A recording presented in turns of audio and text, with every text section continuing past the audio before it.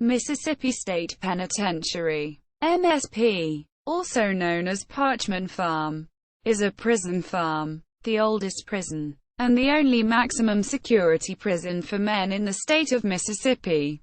Begun with 4 stockades in 1901, the Mississippi Department of Corrections facility was constructed largely by state prisoners. It is located on about 28 square miles, 73 square kilometers, in unincorporated Sunflower County, in the Mississippi Delta region. It has beds for 4,840 inmates. Inmates work on the prison farm and in manufacturing workshops. It holds male offenders classified at all custody levels: A and B custody, minimum and medium security, and C and D custody, maximum security. It also houses the male death row. All male offenders sentenced to death in Mississippi are held in MSP's Unit 29, and the State Execution Chamber. The Superintendent of Mississippi State Penitentiary is Ernest Lee. There are 2 wardens, 3 deputy wardens, and 2 associate wardens. Female prisoners are not usually assigned to MSP. Central Mississippi Correctional Facility, also the location of the female death row, is the only state prison in Mississippi designated as a place for female prisoners. History. For much of the 19th century after the American Civil War, the state of Mississippi used a convict lease system for its prisoners. Lessees paid fees to the state and were responsible for feeding, clothing and housing prisoners who worked for them as laborers, as it was lucrative for both the state and lessees. As in other states, the system led to entrapment and a high rate of convictions for minor offenses for black males, whose population as prisoners increased rapidly in the decades after the war. Wrongly accused of having a high rate of criminality, black males often struggled for years to get out of the convict lease system, due to abuses and corruption. The state ended this program after December 31, 1894, and finally had to build prisons to accommodate convicted persons. The state of Mississippi began to acquire property to build its first correctional facilities.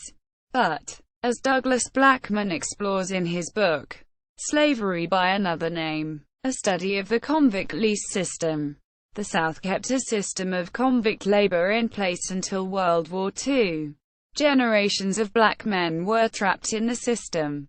In 1900, the Mississippi State Legislature appropriated $80,000 for the purchase of the Parchman Plantation, a 3,789-acre, 1,533 hectares, property in Sunflower County. What is now the prison property was located at a railroad spur called Gordon Station, founding the Mississippi State Penitentiary.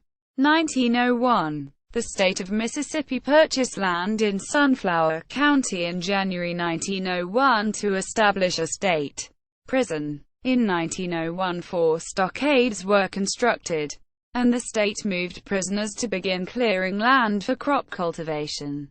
The land was undeveloped Mississippi Delta bottomland and forest, fertile but dense with undergrowth and trees. Around the time the Mississippi State Penitentiary, MSP, opened, Sunflower County residents objected to having executions performed at the prison. They feared that the county would be stigmatized as a death county. Mississippi originally performed executions of condemned criminals in their counties of conviction. The Mississippi Department of Archives and History says that MSP was in many ways reminiscent of a gigantic antebellum plantation and operated on the basis of a plan proposed by Governor John M. Stone in 1896. Prisoners worked as laborers in its operations. In the fiscal year 1905, Parchman's first year of operations, the state of Mississippi earned $185,000, more than $4.6 million in 2009 dollars, from Parchman's operations. Originally, Parchman was one of 2 prisons designated for black men. with the other prisons housing other racial and gender groups. In 1909, the state of Mississippi acquired 2,000 acres, 810 hectares, adjacent to the MSP territory, resulting in MDOC having 24.7 square miles, 64 square kilometers, in the Mississippi Delta. As time passed, the state began to consolidate most penal operations in Parchman, making other camps hold minor support roles. In 1916, MDOC bought the O'Keefe's plantation in Quitman County, near Lambert. Originally this plantation was a separate institution, the Lambert Farm. The facility later became Camp B. By 1917 the Parchman property had been fully cleared. The administration divided the facility into a series of camps, housing black and white prisoners of both genders. By 1917, 12 male camps and 1 female camp were established, with racial segregation maintained throughout. The institution became the main hub of activity for Mississippi's prison system. In 1937, during the Great Depression, the prison had 1989 inmates. Around the 1950s, residents of Sunflower County were still opposed to the concept of housing an execution chamber at MSP. In September 1954, Governor Hugh L. White called for a special session of the Mississippi legislature to discuss the application of the death penalty. During that year, the prison installed a gas chamber for on-site executions. It replaced a mobile electric chair which, between 1940 and February 5, 1952, had been transported to various counties for executions at prisoners' native grounds. In 1942, the prison saw the end of convict leasing. The first person to be executed in the gas chamber was Gerald A. Gallego. On March 3, 1955, Parchman Farm and the Freedom Riders. 1961. In the spring of 1961, Freedom Riders went to the American South to work for desegregation of public facilities serving interstate transportation. A segregation of such facilities and buses had been declared unconstitutional. The federal government had done nothing to enforce the Supreme Court decisions in southern states. It ignored the rulings. Violence had engulfed the riders in Alabama, and the federal government intervened. Finally, the governors of Alabama and Mississippi agreed to protect the riders, in exchange for being allowed to arrest them. The governor of Mississippi, Ross Barnett, did not permit violence against the protesters, but arrested the riders when they reached Jackson, Mississippi. By the end of June, 163 Freedom Riders had been convicted in Jackson and many were jailed in Parchman. On June 15, 1961, the state government sent the first set of Freedom Riders from Hinds County Prison to Parchman, to make the protesters as uncomfortable as possible. They were put to work on chain gangs. The first group sent to the farm were 45 male Freedom Riders, 29 blacks and 16 whites. A call went out across the country to keep the Freedom Riders going and fill the jails of Mississippi. At one time, 300 Freedom Riders were imprisoned at Parchman Farm. The prison authorities forced the Freedom Riders to remove their clothing and undergo strip searches. After the strip searches, Deputy Tyson met the Freedom Riders and began intimidating them.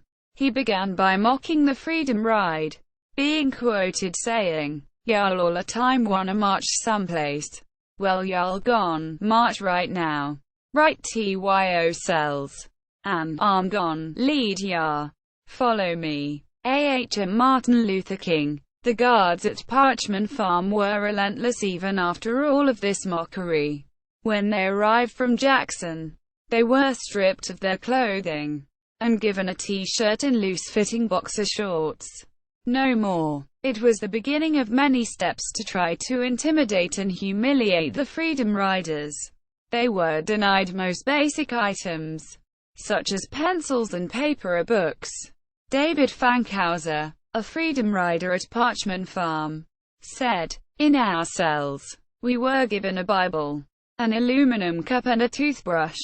The cell measured 6 times 8 feet with a toilet and sink on the back wall, and a bunk bed. We were permitted 1 shower per week, and no mail was allowed. The policy in the maximum security block was to keep lights on 24 hours a day." Fankhauser described the meals. Breakfast every morning was black coffee strongly flavored with chicory, grits, biscuits and blackstrap molasses. Lunch was generally some form of beans or black-eyed peas boiled with pork gristle, served with cornbread. In the evening, it was the same as lunch except it was cold.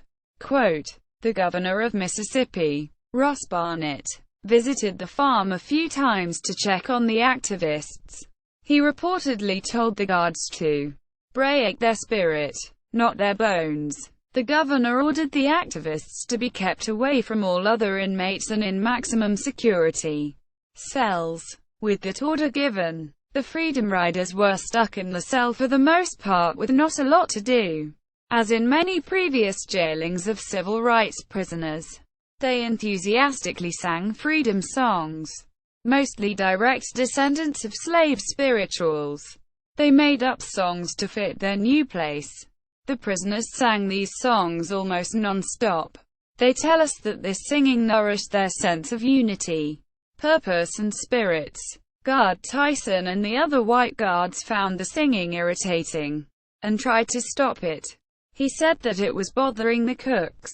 Considering that the cooks were all black, it was clear that the effect on the cooks would be to make them uppity.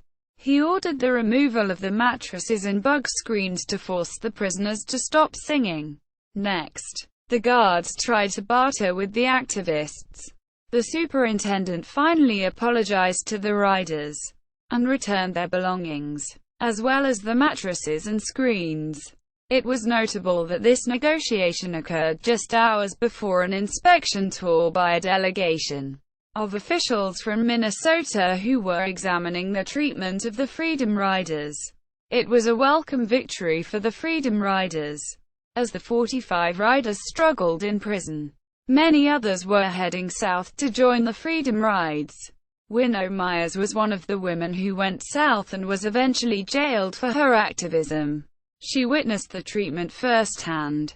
She was treated just as the men were, with bad living quarters and worse clothing and meals.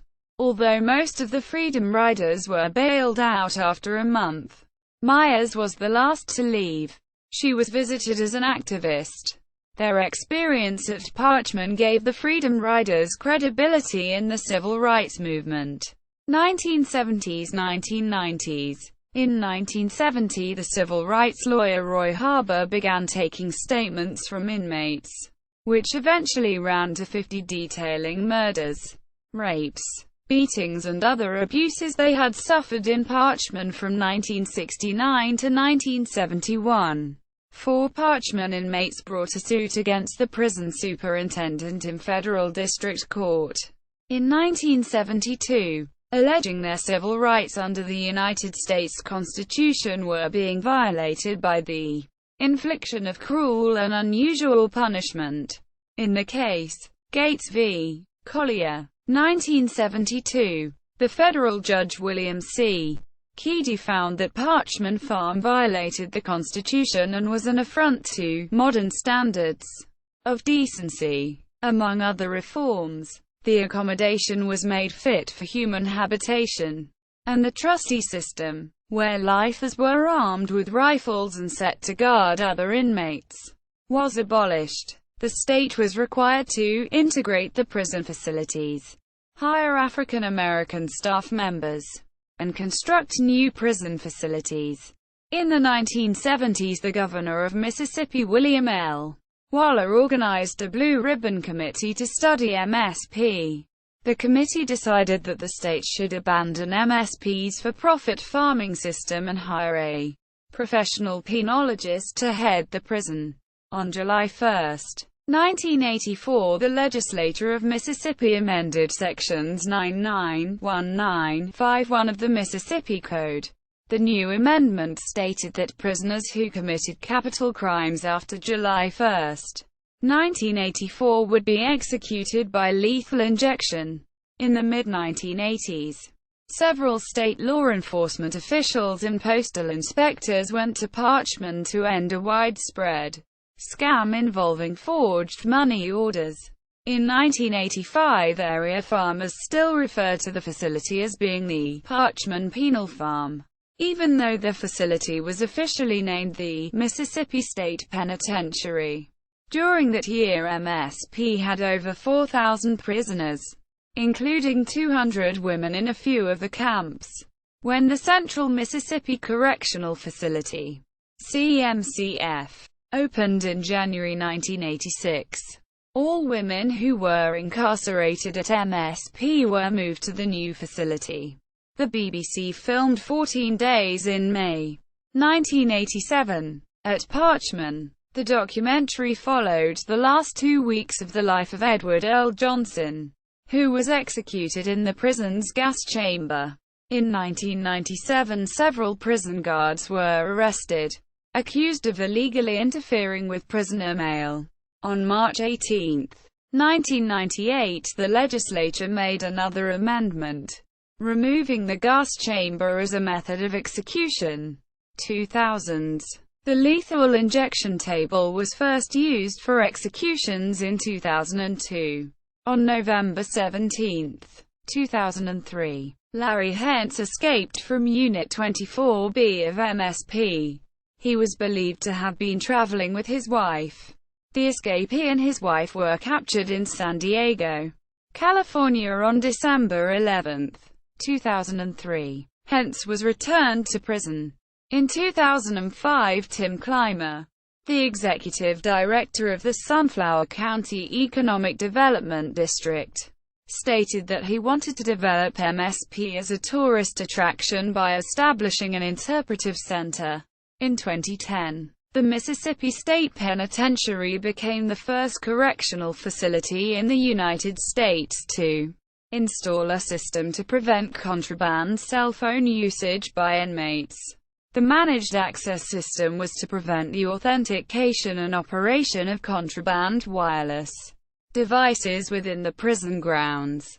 Other prisoners, visitors and guards had been smuggling in cell phones as whole units or in pieces for later reassembly and use. MSP worked with vendors Global Tel Link Corporation, which already provides permitted inmate landline phone service to the prison, and Techor Networks, a company founded by J. Salkini, to install the system with no incurred cost to the prison of the state of Mississippi. Techor designed and developed the Intelligent Network Access Controller or INAC managed access technology. This system reinforces Global Tel Link's highly lucrative prison telephone monopoly, which has been criticized for forcing inmates' families to pay exorbitant rates of up to $1.13 per minute for calls to and from inmates. The managed access system renders unauthorized devices useless within the prison. It relieves the administration of having to locate or confiscate the devices. It permits authorized devices to operate unimpeded. The technology avoids the legal impediments associated with competing technologies for cell detection and cell jamming. It ensures that all emergency 911 calls are permitted to complete. Christopher Epps, Commissioner of MDOC, announced the system on September 8, 2010, and suggested that it provided a model for other prisons to use to reduce contraband cell phones. Due to the installation of the system between August 6, 2010 and September 9, 2010, more than 216,320 texts and calls were blocked.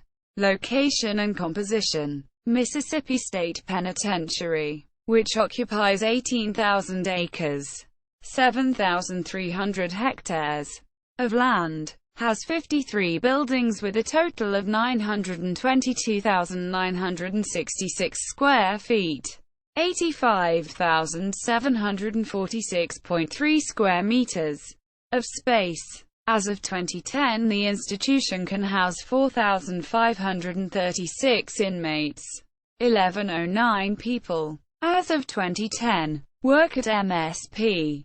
Most of MDOC's agricultural enterprise farming activity occurs at MSP. Mississippi Prison Industries has a work program at MSP, with about 190 inmates participating. The road from the front entrance to the back entrance stretches 5.4 miles, 8.7 kilometers. Donald Cabana, who served as the superintendent and executioner of MSP, said that the sheer magnitude of the place was difficult to comprehend on first viewing. Quote, Parchman appears as a place on highway maps.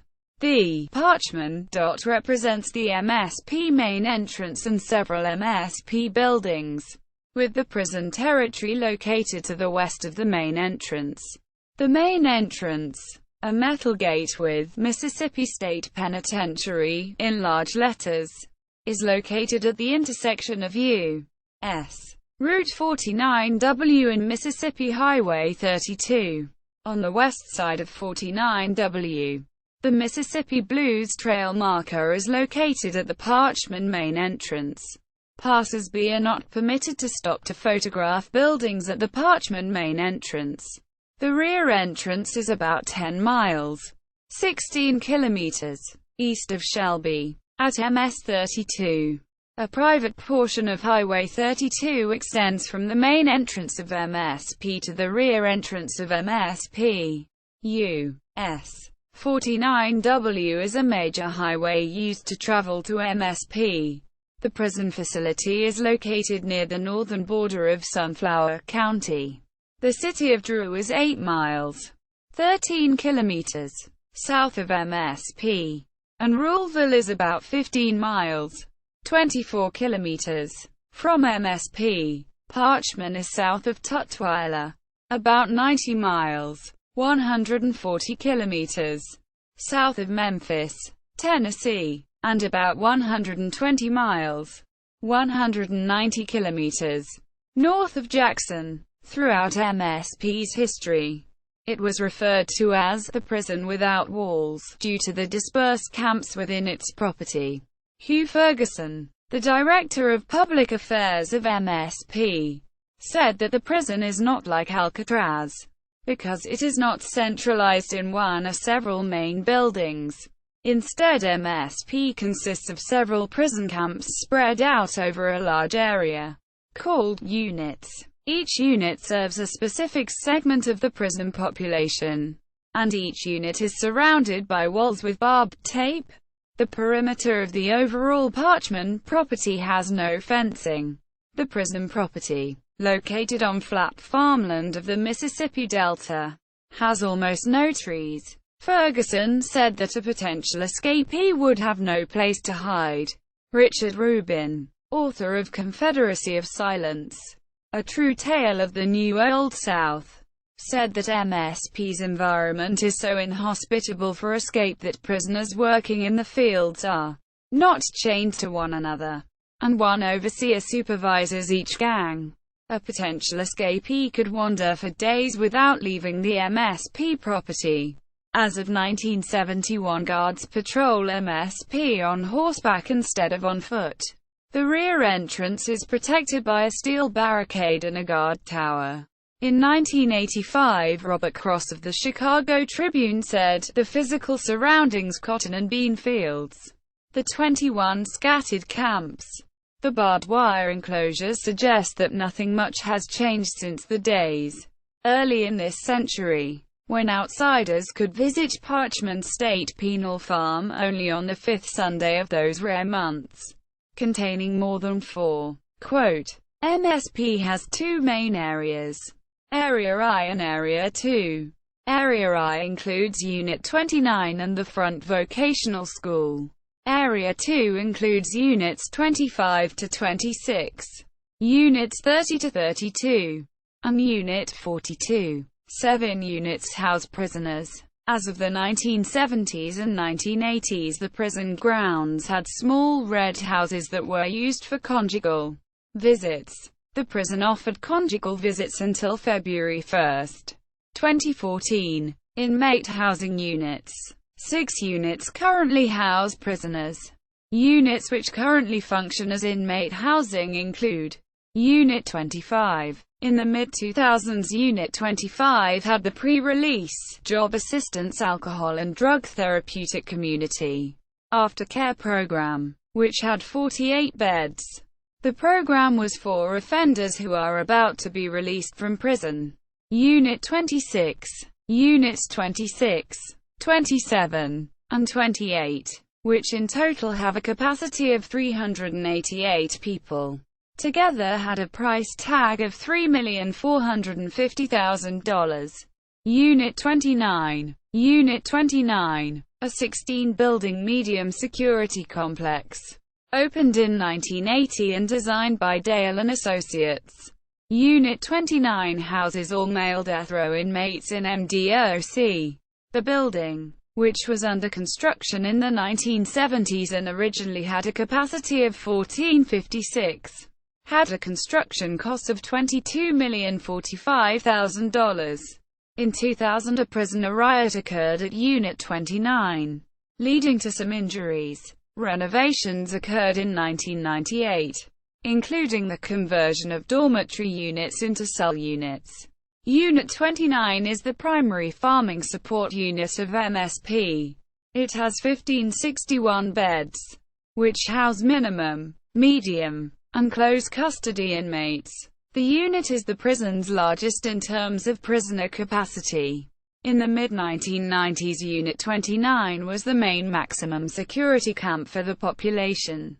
Most inmates started their stays in Unit 29, and almost every prisoner went through the unit.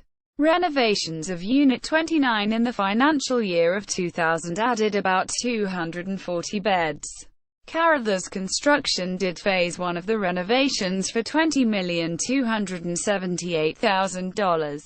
By 2001, MDOC built a kitchen and had converted half of Unit 29's open bay dormitories to individual cells. Together, the changes had a price tag of $21,760,284 of U.S. Department of Justice grant money. Unit 29A houses the A&D treatment program for special needs program, which is for prisoners with HIV/AIDS who are more than 6 months and within 30 months of their release dates. Unit 30. Unit 30 is the education and drug treatment facility. It was designed by Dale & Associates. Unit 30, a part of the Alcohol and Drug Therapeutic Community Treatment Centers, ADTCTC, has 480 beds. Unit 30 has 2 housing buildings, A and B, and each building has 2 housing zones, A and B. Each zone houses 108 prisoners. Previously, each zone housed 120 prisoners. Unit 31. Unit 31 serves as the unit for inmates with severe disabilities. The unit includes a 12-week alcohol and drug program based on principles of Alcoholics Anonymous. Unit 42. Unit 42. The prison hospital has 54 beds. In terms of capacity, it is the smallest residential unit. The prison hospital serves female inmates throughout the MDOC system. In December 2009, MDOC opened the Compassionate and Palliative Care Unit, a hospice for dying prisoners. In the hospital, MDOC classifies 13 units as closed housing units.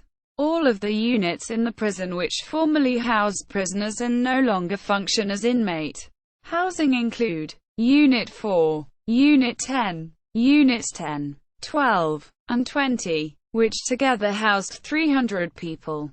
Together had a total cost of $1 million.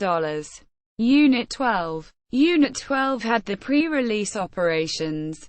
Unit 15, Building B. Unit 16. The unit, with a capacity of 68 people, was built in the 1970s for $3 million.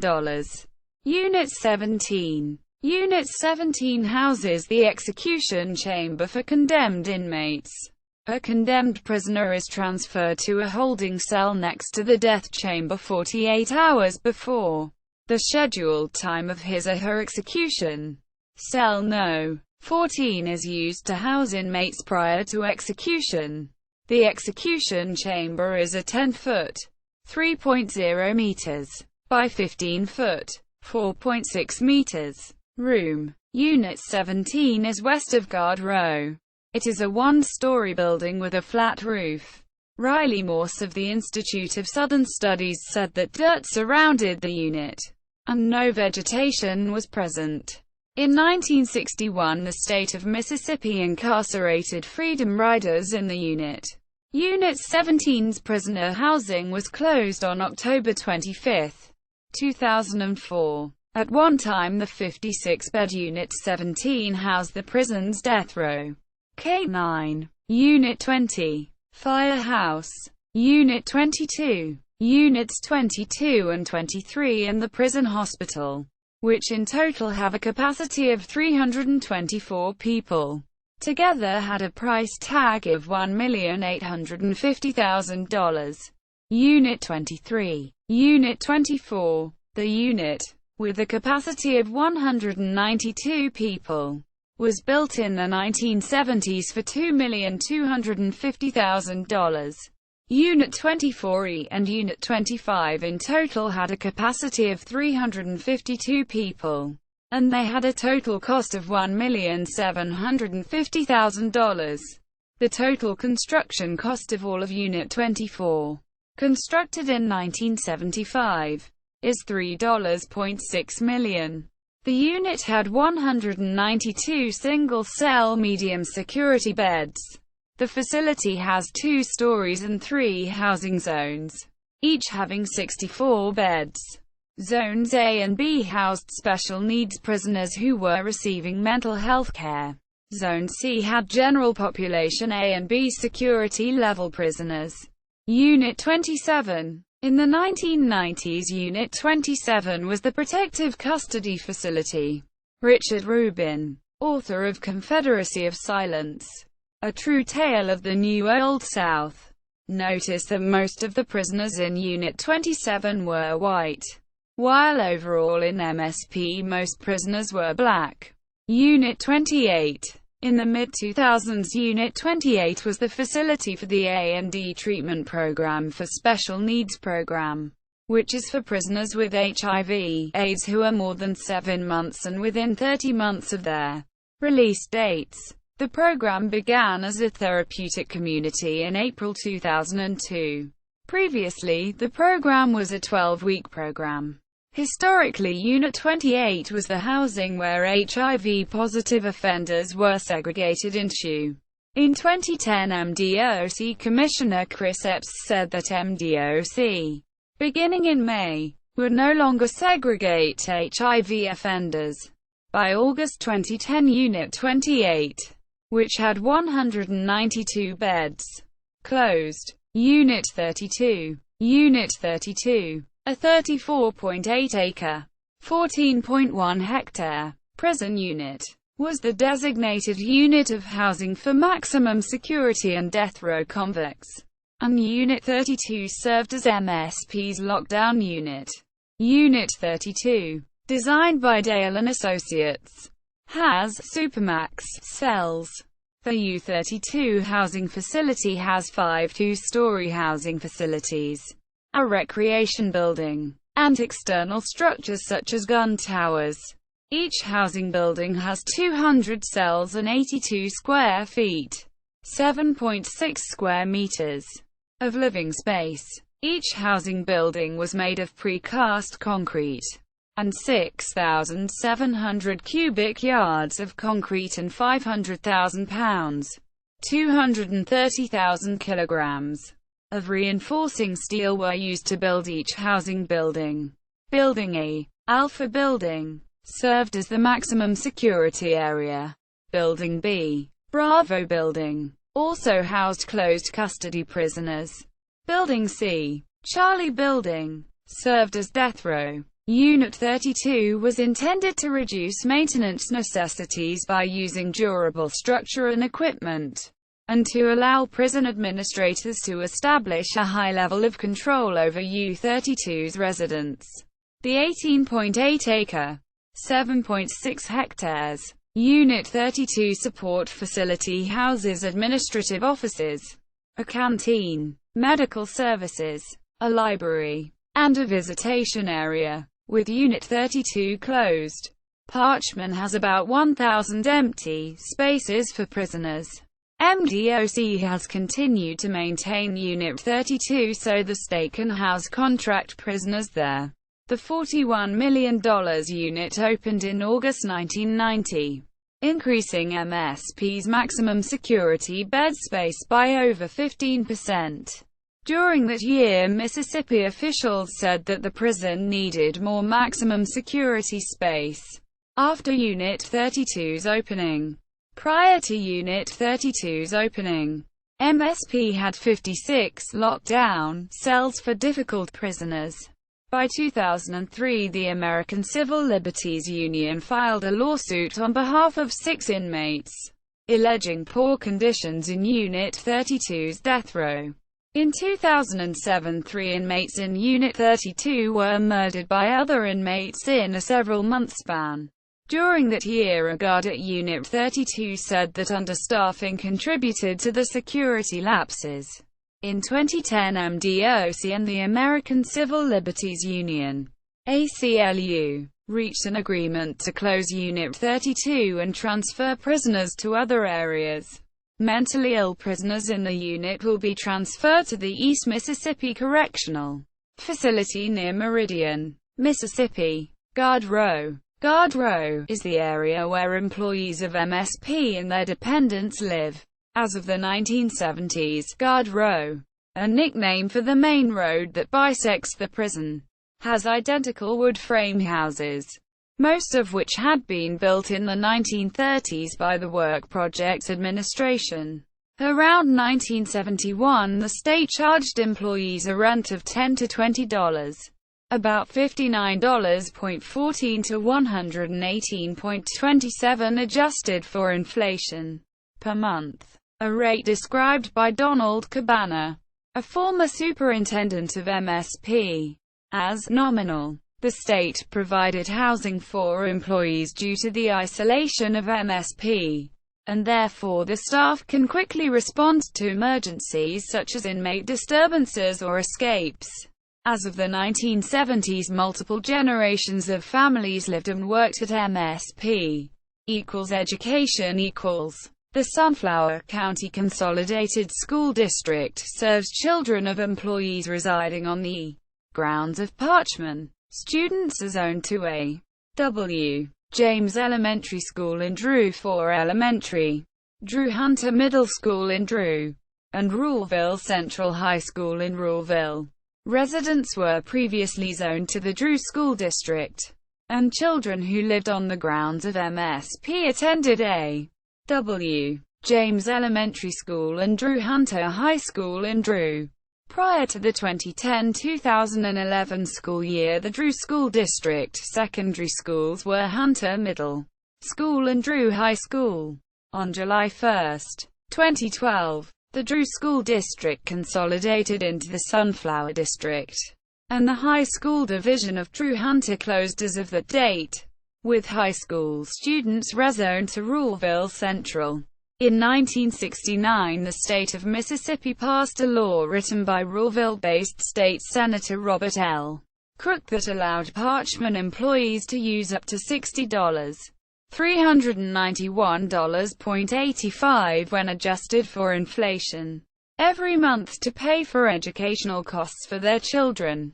As a result, some Parchman employees sent their children to North Sunflower Academy, and the state of Mississippi used general support funds to pay for some of North Sunflower Academy's transportation costs, including school buses, bus drivers, and gasoline. According to a circa November 1974 Delta Democrat Times article, the state of Mississippi spent over $250,000, $1,214,068.83 when adjusted for inflation, in tuition costs and thousands of dollars in transportation costs for North Sunflower.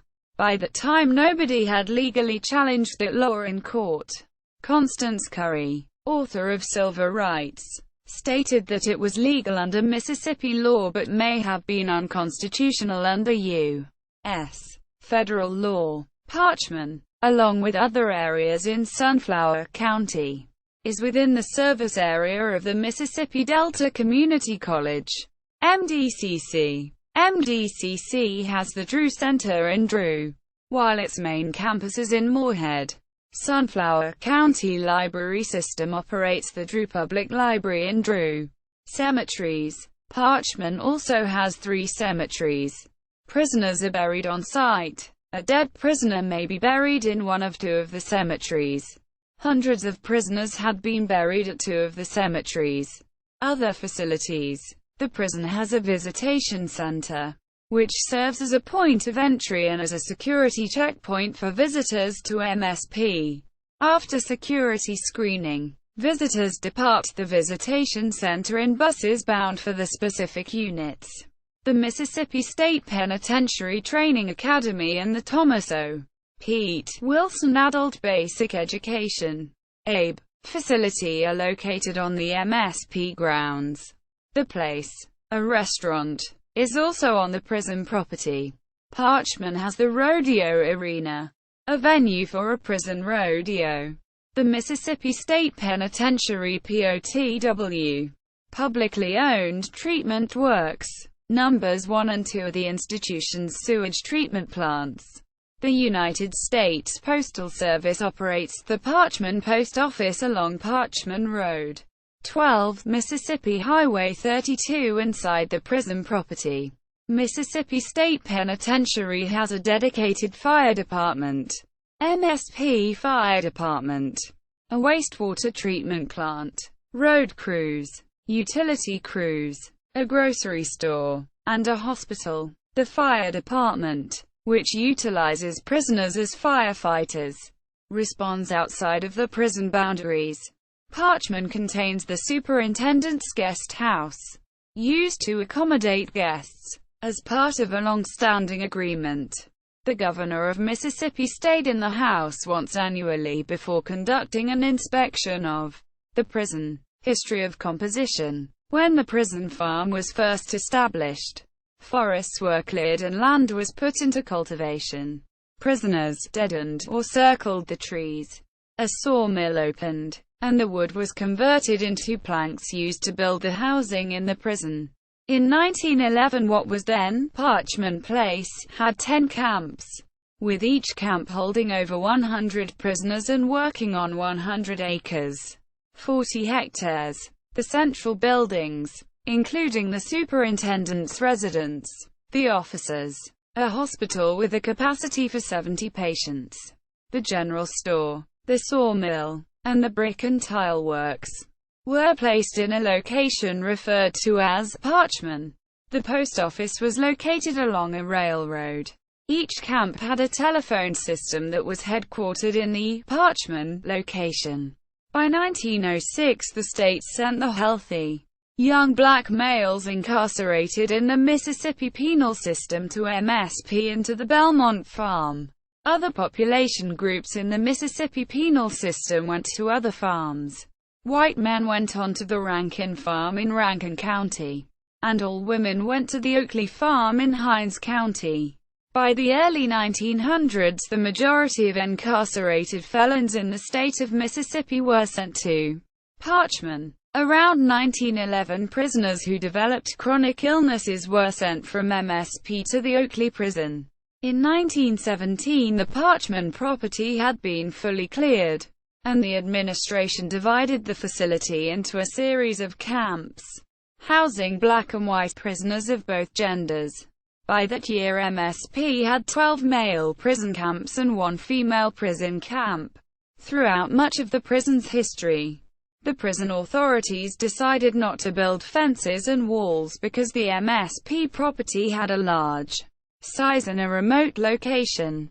David Oshinsky, author of Worse Than Slavery, said that in the early 20th century Parchman, from the outside, looked like a typical Delta plantation, with cattle barns, vegetable gardens, mules dotting the landscape, and cotton rows stretching for miles. Alan Lomax, a folklorist, wrote, "In the land where blues began at, only a few strands of barbed wire marked the boundary between the Parchman State Penitentiary and the so-called free world. Yet every Delta Black knew he could easily find himself on the wrong side of that fence." Camp 1 became the administrative and commercial center of Parchman. It was located near the main gate, the railroad depot, and the main road. William B. Taylor and Tyler H. Fletcher, authors of Profits from Convict Labor, Reality and Myth Observations in Mississippi, 1907 to 1934, said that Camp 1, by 1917, appeared like a little city. Camp 1 housed the residences of the superintendent and the superintendent's staff, the residences of the camp sergeant and the 2 assistants of the sergeant, a hospital, a gym, a church, a post office, and a visitors building. The facility, known as the front camp, also housed an administration building and an infirmary described by Oshinsky as crude. Newly arriving prisoners were processed at the administration building, and they received their prison uniforms there. Taylor and Fletcher said that the other camps amounted to little more than wooden barracks, surrounded by cultivated land. Within Parchman, the camps other than Camp 1 shared 15,000 acres, 6,100 hectares, of land. In the 1930s, the female camp, mostly African American, was isolated from the male camps. An enclave within the camp was reserved for white inmates. Around 1968, Camp B was one of the largest African American camps of MSP. Camp B was located in unincorporated Quitman County, near Lambert, away from the main Parchman complex. Camp B's buildings have been demolished. Until the post-lawsuit units opened in the 1970s, Parchman's newest unit was the First Defender Camp, a red brick building that opened in the 1960s. The building had a fence, 2 guard towers at opposite corners, and a gate shack. Donald Cabana, who became the prison's superintendent and executioner, said that the building was not physically impressive. Quote, "Around 1971, most areas of the prison had no guard towers, no cell blocks, no tiers, and no high walls." Cabana said that the prison was a throwback to another time and place. Cabana described the employee housing as, by and large, drab and in various states of disrepair.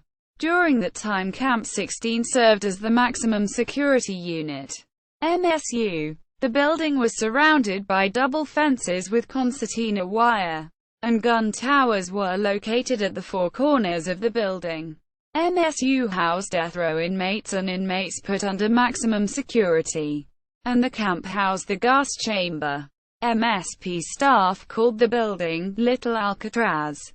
Cabana, a native of Massachusetts, said that Camp 16 was the only building that resembled the Northern U.S. Penitentiary that he was familiar with. Around that year, MSP had around 2,000 men and less than 100 women in its camps. Most camps were work camps, which had a quota of acreage to maintain. Some had special functions. For instance, the disability camp did the laundry, and the front camp housed prisoners who worked in the administration building.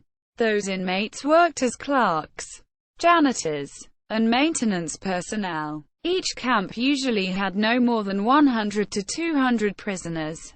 Because the prison population was spread across many units, the population would have difficulty engineering major disturbances.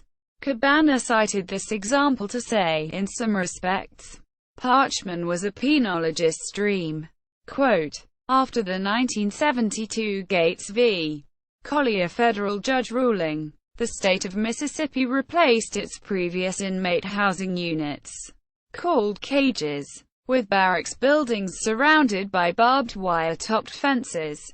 John Bunton of Governing Magazine said that the new units were hastily built. Several MSP units were built in the 1970s. 3,080 beds were added for a total cost of $25,345,000. In the 1980s, Mississippi State Penitentiary had 21 scattered camps. In 1983, Camp 25 served as the female unit, and the unit had no parking facilities. After Central Mississippi Correctional Facility opened, the women were moved out of Camp 25. In the 1990s, MSP had 6,800 prisoners. In 1990, Mississippi had a population of 2,573,216. So about 0.26% of Mississippi's population was incarcerated in MSP at the time. The prison population had been increasing rapidly over the decade leading to 1995, and the prison officials converted a gymnasium into inmate housing and still faced overcrowding. Many construction projects occurred during that time. In the early 2000s, MSP had 5 areas. Area I had Unit 29. Area 2 had Units 12, 1, 5B, 20, 25 to 26, and 30. Area 3 had Units 4, 10, 17, 20, 22 to 24, 27 to 28, 31, and 42. Area IV had Unit 32. Area V had Central Security. At that time 18 units housed prisoners, with the 1488-bed Unit 29 being the largest unit in terms of prisoner capacity and the 60-bed Unit 17 being the smallest. At that time the prison's capacity was 5,631. The internal audit building, located along Guard Row, was destroyed in a fire in 2002. In the mid-2000s, MSP had 3 areas. Area I had Units 15 and 29 and the Front Vocational School. Area 2 had Units 25 to 26, 28, 30 to 31, and 42. Area 3 had Units 4 and 32. At the time, 10 units housed the 4,700 prisoners in the facility, with the 1568-bed Unit 29 being the largest unit and the 54-bed Unit 42, the hospital unit, being the smallest. At that time the prison's capacity was 4,840. Weather. Karen Felcher of the Northeastern University Alumni magazine said that in the region around MSP, routinely had humid summers of 90 or more degrees Fahrenheit with mosquitoes present, while the winters are brown and stark. Quote, demographics. As of September 1, 2008, Mississippi State Penitentiary, with a capacity of 4,527, had 4,181 prisoners, comprising a total of 29.04% of people within the Mississippi Department of Corrections operated prisons, county jails, and community work centers. Of the male inmates at MSP, 3,024 were black, 1,119 were white, 30 Hispanic, 6 were Asian, and 1 was Native American. As of 2008, there was 1 African American woman confined at MSP. As of November 8, 2010, Parchman has about 998 Free World employees. In 1917, 90% of Parchman's prisoners were black. Most of the black prisoners were serving long sentences for violent crimes against other blacks, and were illiterate laborers and farm workers. Of the black prisoners who committed crimes against other blacks, 58% had sentences of 10 years or more and 38% had life sentences. Of the black prisoners who committed crimes against other blacks, 35% had committed murder, 17% had committed manslaughter, 8% had committed assault and battery, and 5% had committed rape or attempted rape. In 1937, the Parchman community had 250 residents, while the prison held 1989 inmates.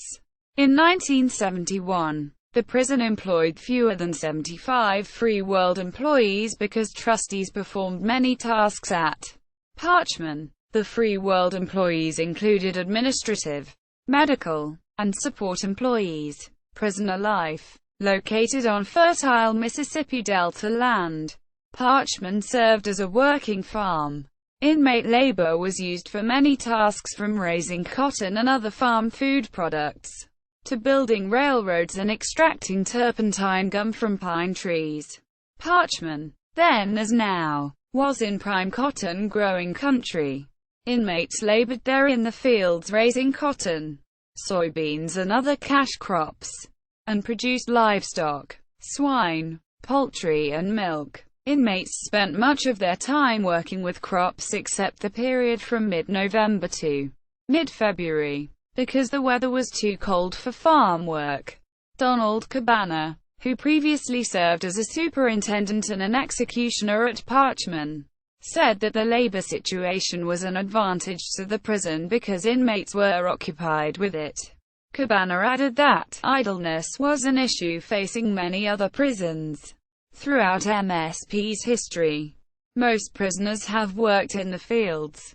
Historically, prisoners worked for 10 hours per day, 6 days per week. In previous eras, prisoners lived in long, single-story buildings made of bricks and lumber produced on site. The inmate housing units were often called cages. Prison officials selected prisoners they deemed trustworthy and made them into armed guards. The prisoners were named trustee guards and trustee shooters. Most male inmates did farm labor. Others worked in the brickyard, cotton gin, prison hospital, and sawmill. Women worked in the sewing room, making clothes, bed sheets, and mattresses. They also canned vegetables and ran the laundry. On Sundays, prisoners attended religious services and participated in baseball games, with teams formed on the basis of the camps. Throughout its history, Parchman Farm had a reputation of being one of the toughest prisons in the United States.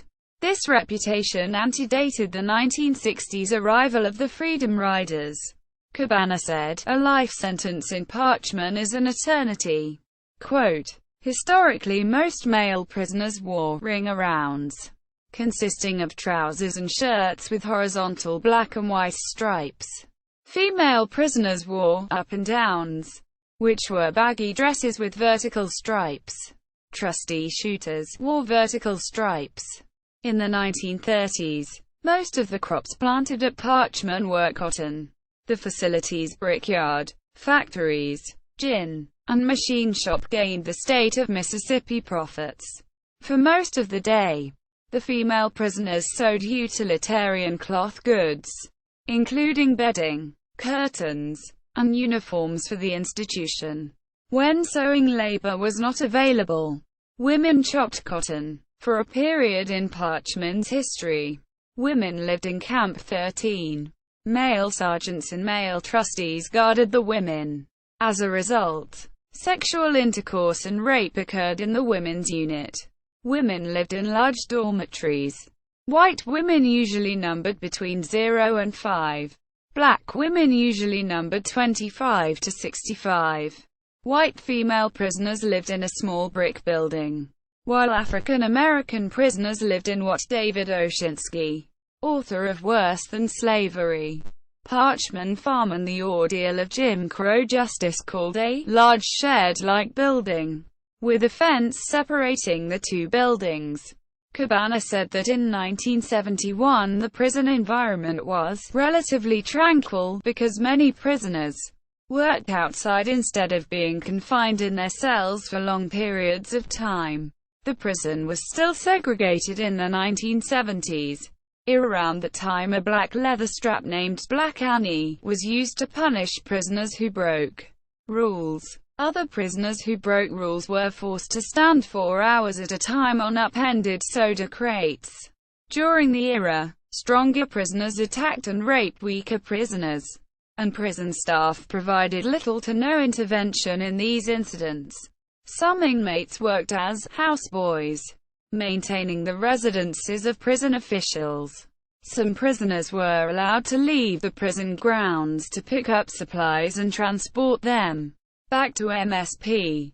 Karen Feldscher of Northeastern Alumni magazine stated that the trustee guard system often produced disastrous results. Cabana said that the trustee system apparently worked quite well, as there were seldom any disciplinary problems among the shooters, because trustees performed many tasks. The prison employed relatively few free world employees. Because of the scenario, Cabana said that the prisoners were the people who carried guns and enforced rules, while in Massachusetts the prison guards carried the guns and enforced rules.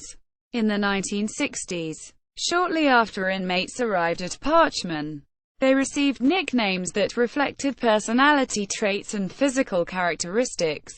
For instance, a man named Johnny Lee Thomas was nicknamed "Have Mercy" when he protested a beating of a fellow inmate. Thomas stated that Parchman was, in the words of William Ferris, author of "Give My Poor Heart Ease," a world of fear in which only the strong and intelligent survive. Ferris added that, like the trickster rabbit, the black prisoner had to move quicker and think faster than his white boss. Quote, "After the Gates decision, the number of murders of prisoners dropped overall. When integration came, prisoners formed gangs based on race to protect one another. In addition, the prison gangs gained the power that trustee shooters had held. In 1990, the prison emergency room treated 1136 incidents of prisoner-on-employee assaults and 1169 prisoner-on-prisoner assaults. Prisoners may receive a Bachelor of Arts degree in Christian ministry from the New Orleans Baptist Theological Seminary. The Parchman Animal Care and Training PACT program, which was established in April 2008, organizes inmate care of livestock, musical traditions. While living at MSP, many African American inmates sang work chants, a tradition traced to West Africa. Work chants were used by farm laborers to pace their work. While inmates worked, a leader called the chant, with other inmates following him. One song includes a story of an inmate swimming through the Sunflower River to confuse bloodhounds, verses showcasing prisoners who return host to their commanding captain and refuse to continue working, and a story of a beautiful woman named Rosie who waits outside the prison boundary. William Ferris, author of Give My Poor Heart Ease, said that, for all of these inmates, music was a means to survive within the prison's grim world. The Mississippi Blues Trail added Parchman to its list of sites at 10 a.m. on Tuesday, September 28, 2010. Parchman received the trail's 113th historical marker. The folk song collectors John and Alan Lomax visited Parchman Farm in 1933. During a recording trip across the southern states of the U.S., Lomax wrote that they recorded a prisoner singing, "Ask my CAPN. How could he stand to see me cry? He said, you low down nigger. I can stand to see you die." Reflecting on the significance of the singing he had heard in Parchman, Alan Lomax later wrote, "I had to face that here were the people that everyone else regarded as the dregs of society. Dangerous human beings, brutalized, and from them came the music which I thought was the finest thing I'd ever hear coming out of my country. They made Walt Whitman look like a child. They made Carl Sandburg, who sang these songs, look like a bloody amateur. These people were poetic and musical, and they had something terribly important to say. Quote, conjugal visits. Historically, Mississippi State Penitentiary permitted imprisoned men to engage in conjugal visits with wives. Conjugal visits had to be with married opposite-sex couples, and the Mississippi Department of Corrections, MDOC, did not include couples of common-law marriages in its definition of marriage that makes a couple eligible for conjugal visits. MSP prisoners of A and B custody levels were permitted to engage in conjugal visits if they had no rule violation reports in the previous 6 months leading to each conjugal visit, according to the decision of Chris Epps, the MDOC commissioner. The entire Mississippi state prison system ended conjugal visits in February 2014. Epps stated that the possibility of creating single parents and the expenses were the reasons why conjugal visits ended. Formal records stating when conjugal visits began at MSP do not exist. Mississippi was the first state to allow for conjugal visits to occur in prisons. Columbus B. Hopper, author of The Evolution of Conjugal Visiting in Mississippi, said, in all probability, conjugal visiting began as soon as Parchman Plantation was made into a prison in 1900, and that, I traced it back definitely as early as 1918. There was no state control or legal status for conjugal visits. Originally only African American men were allowed to participate, as society believed that the sexual drives of black men were stronger than those of white men. Prison authorities believed that if black men were allowed to have sexual intercourse, they would be more productive in the farming industries in the prison. By the 1930s, the authorities had permitted white men to receive conjugal visits, because the officials did not want pregnancies to occur. At the time, they did not permit female prisoners to have conjugal visits. In the 1930s, on Sunday afternoons, prostitutes visited Parchman and visited the prison camps. Hopper said that a prisoner's song stated that a prostitute charged 50 cents for her services, not a small amount during the Great Depression when many people worked a 12-hour day for $1. Quote, originally there were no designated facilities for conjugal visits. Some prisoners used tool sheds and storage areas in the camp areas, and others took their wives and girlfriends into the prisoner barracks and placed blankets over beds to allow for privacy. In 1940, prisoners began building special houses used by prisoners and their families during conjugal visits. In 1962, Hopper, in the Journal of Criminal Law, Criminology, and Police Science, said that the Mississippi State Penitentiary had the most liberal visitation program in the United States. Rules of visitation and leave, adopted in 1944, allowed inmates to make home visits for other reasons than emergency. According to a 1956 survey, it was the only correctional facility in the country to do so. Inmates were allowed to be visited every Sunday for 2 hours by their wives. In 1962, each Parchman camp, with the exception of the maximum security camps, housed a 5 to 10 room structure called a red house. Each house is near the main gate of the main camp building. In the house, the inmate and his wife may engage in sexual intercourse. Children are encouraged by the prison authorities to visit. As of 1962, one camp houses a play area for children. The Parchman Conjugal Visit program is designed so that all members of the family may interact with a particular prisoner. In 1962, the prison officials said that the conjugal visits were an important factor in preserving marriages of inmates and reducing prison homosexuality. During that year, most inmates reported favorable opinions about the conjugal program.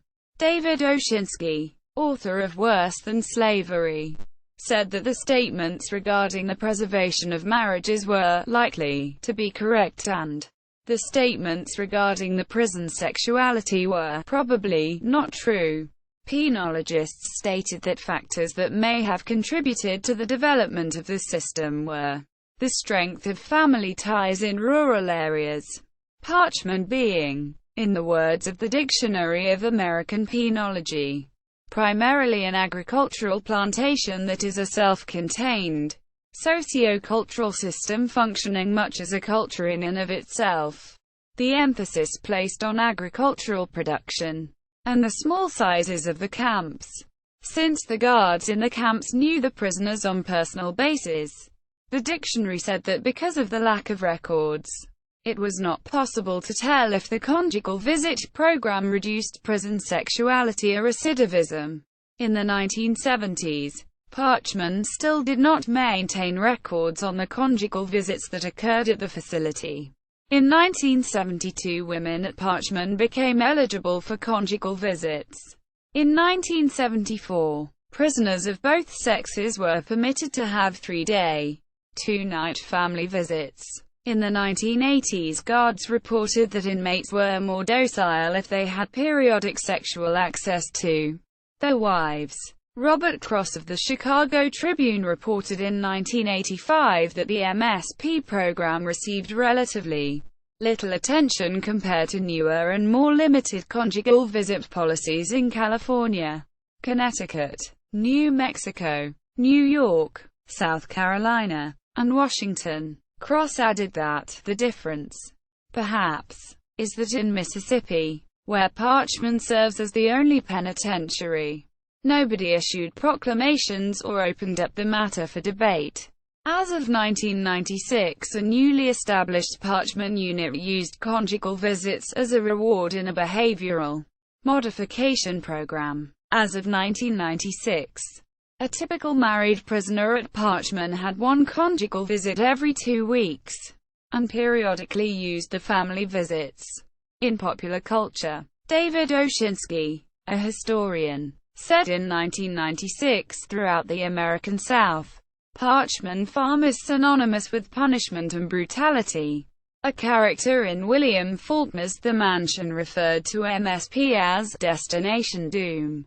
John Bunton of Governing Magazine said that MSP has long cast its shadow over the Mississippi Delta, including my hometown of Greenville, Mississippi. Quote, "The prison is the subject of a number of blues songs, most notably, Parchman Farm Blues by Booker White, and Mose Allison's Parchman Farm, which was later covered by a number of other artists including John Mayall, Johnny Winter, Georgie Fame, Blue Cheer, and Blues Image." In 1963, the Republican gubernatorial nominee Rubel Phillips made the penitentiary an issue in his unsuccessful campaign against the Democrat Paul B.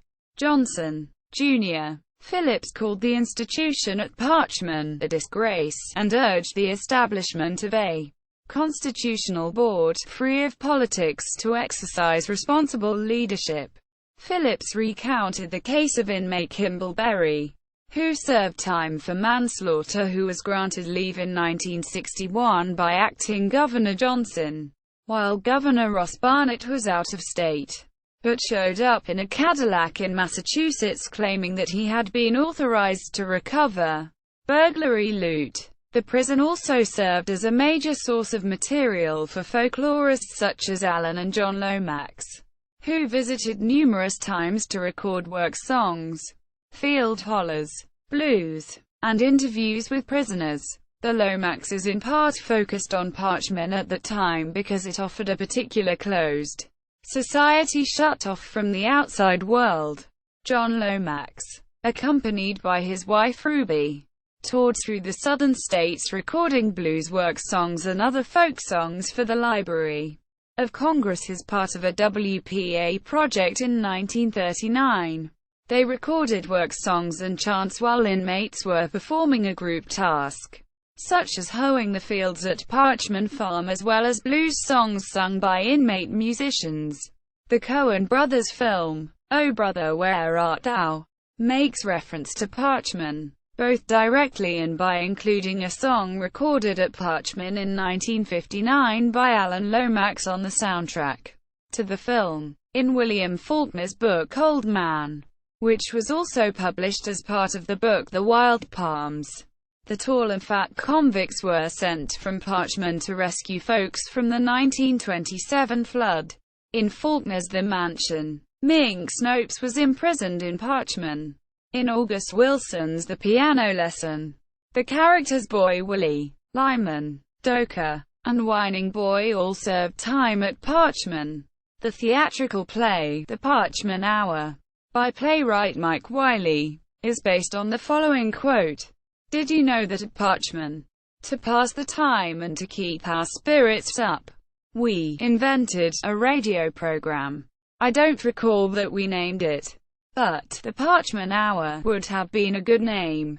Each cell had to contribute a short act, singing a song, telling a joke, reading from the Bible, the only book we were allowed, and in between acts we had commercials for the products we lived with every day, like the prison soap, the black and white striped skirts, the awful food, etc. We did this every evening. As I recall, it gave us something to do during the day, thinking up our cells act for the evening." Mimi Real, Freedom Rider, 1961. The play premiered professionally at Playmakers Repertory Company in 2011. In 2013 the play was performed for the second time at the Cape Fear Regional Theatre in Fayetteville, North Carolina, once again directed by Mike Wiley.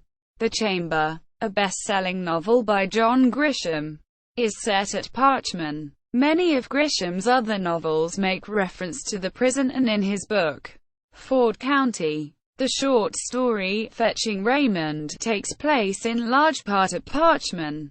The Chamber, the movie based on the novel, starring Gene Hackman and Chris O'Donnell, was filmed at the Penitentiary.